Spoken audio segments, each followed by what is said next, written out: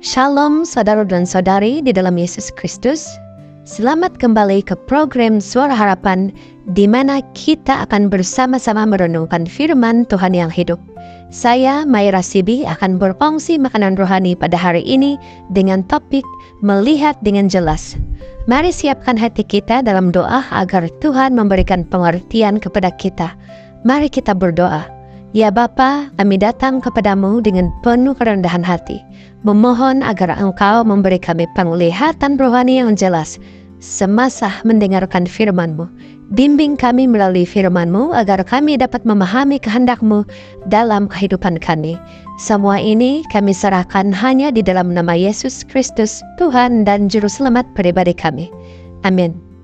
Renungan kita pada hari ini berpusat pada Markus 8 ayat 22 hingga 25, di mana Yesus menyembuhkan seorang buta di Betsaida. Kisah ini sangat unik karena ia adalah satu-satunya mukjizat yang dilakukan dalam 2 tahap. Setelah jamahan pertama, orang buta itu hanya dapat melihat kabur seolah-olah orang yang dilihatnya berjalan seperti pohon.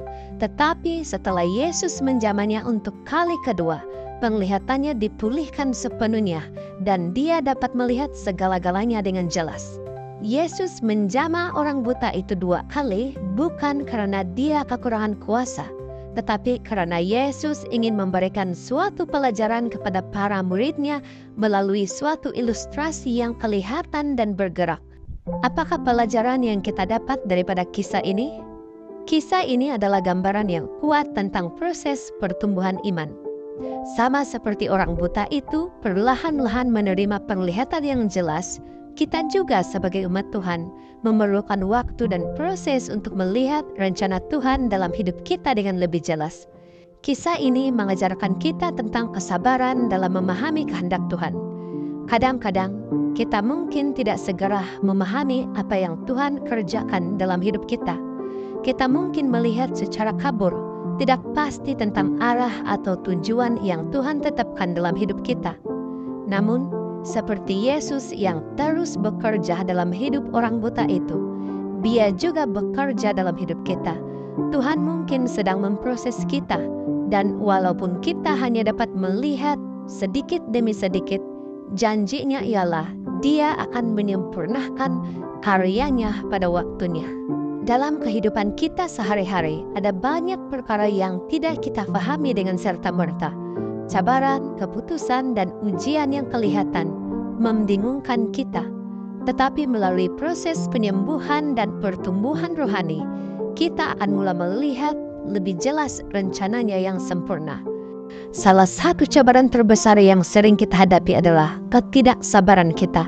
Dalam dunia yang serba cepat, kita seringkali menginginkan jawaban yang segera dan penyelesaian yang cepat.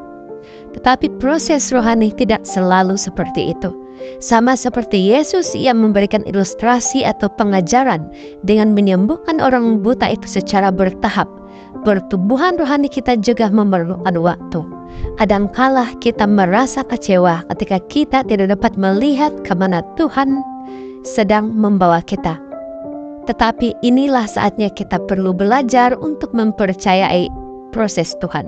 Dunia di sekitar kita penuh dengan gangguan yang boleh mengaburkan penglihatan rohani kita.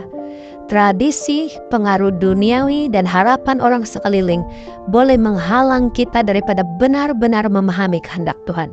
Kita mungkin terperangkap dalam apa yang orang lain katakan tentang Yesus, dan bukannya mengalami pengalaman berjalan bersama dengan Yesus secara pribadi. Bagaimana kita dapat mengaplikasikan ayat ini dalam kehidupan kita? Kita perlu memfokuskan diri pada pertumbuhan rohani yang konsisten. Salah satu caranya adalah melalui pembacaan dan renungan firman Tuhan setiap hari. Semakin banyak kita membuka hati dan minda kita kepada firman-Nya, semakin jelas kita akan melihat apa yang Dia rencanakan dalam hidup kita. Doa yang tulus juga memainkan peranan penting. Ketika kita berdoa, kita mengundang Roh Kudus untuk menerangi hati kita dan membantu kita memahami apa yang tidak kita lihat dengan jelas. Sama seperti Yesus bertanya kepada orang buta itu, "Sudahkah kau melihat sesuatu?" Tuhan juga bertanya kepada kita setiap hari, Adakah kita melihat kebenarannya? Kita harus jujur dalam menjawab dan bersedia menerima bantuannya untuk melihat dengan lebih jelas. Persekutuan dengan komuniti gereja juga merupakan satu aspek penting.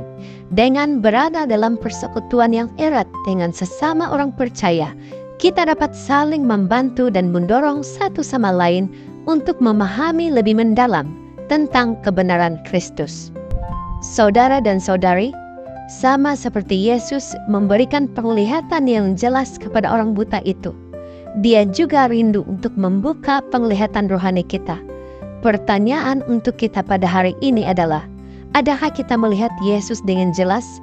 Adakah kita benar-benar memahami siapa Dia dan apa yang Dia mau lakukan dalam hidup kita? Saya mengundang kita semua untuk terus berdoa, membaca firman Tuhan, dan mencari Dia dengan sepenuh hati, agar penglihatan kita menjadi lebih jelas. Mari kita tidak berputus asa dalam proses ini, karena janji Tuhan adalah pasti. Dia akan membawa kita kepada pengertian yang lebih dalam tentang kehendak-Nya. Jika ini menjadi kerinduan saudara, mari berdoa bersama dengan saya. Tuhan yang Maha Kasih, kami bersyukur karena Engkau telah membuka mata rohani kami melalui firman-Mu hari ini. Kami mohon agar Engkau terus memberikan kami penglihatan yang jelas akan rencana-Mu, meskipun terkadang kami hanya dapat melihat dengan kabur. Bimbing kami setiap hari untuk lebih mengenali-Mu dan berjalan dalam terang kebenaran-Mu. Dalam nama Yesus kami berdoa. Amin.